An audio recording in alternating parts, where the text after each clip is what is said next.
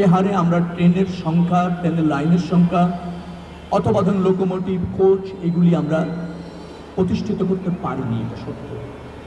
তো যে সমস্ত জায়গায় ঝুঁকি আছে, দুর্ঘটনা ঘটতে পারে, ডিরেল হয়ে যেতে পারে, সেই সব জায়গা চিহ্নিত করে এবার আমরা বিশেষ ব্যবস্থা এদের আগে নিয়েছি।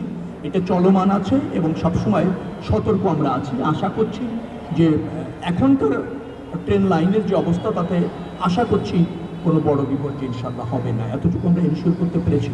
বাকিটা চ্যালেঞ্জ, আমি আবারও বলছি, আমাদের ব্যবস্থাপনা আমরা সর্বোচ্চ মনোযোগ রেখেছি।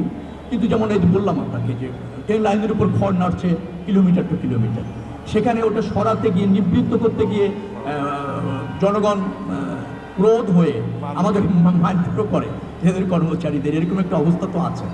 আবার সমস্ত স্টেশনগুলি সিকিউর না, তাকে একেবারে আবদ্ধ করা যায়নি, প্রবেশ অধিকার নিয়ন্ত্রণ করবেন সেটাও করা যায়নি। তো এরকম একটা ব্যবস্থার মধ্যে যা আছে তাই নিয়ে আমরা চেষ্টা করছি। আমি মনে করছি স্বস্তি হবে।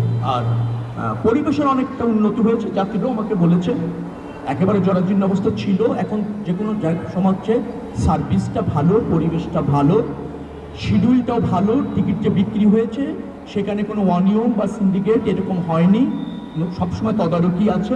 অনলাইনের ভিত্তিতে যে আগে নক করেছে তাকে আমরা টিকিটটা দিতে সক্ষম হয়েছি। আর 5 জোড়া অর্থাৎ 10টি স্পেশাল ট্রেন এখানে আছে। আমাদের 51টি কোচ আমরা যুক্ত করেছি নতুন করে ঈদের সময়। আমরা মনে করছি 85 থেকে 86টি লোকোমোটিভকে যদি আমরা ফাংশনে রাখতে পারি তাহলে স্বস্তির হয়ে যাবে, যে ডিমান্ড আছে সেটা ফুলফিল করা যাবে। আমরা মনে করছি সেটা করতে পারছি। হ্যাঁ, কতটা আছে এই মুহূর্তে? আমাদের অলরেডি স্যার 82-83টা আছে। 82-83 আছে, আর একটা দুটো যোগ মিলে আমরা মনে করেছি 85 থেকে 86টা লোকোমোটিভকে আমরা যদি এখানে ফাংশন করতে পারি যাত্রায়, তাহলে আমরা যে টিকিটটা দিয়েছি, ছেড়েছি যাত্রীদের জন্য, সেটা বহনে খুব বেশি সমস্যা হবে না, স্মুথলি এই যাত্রা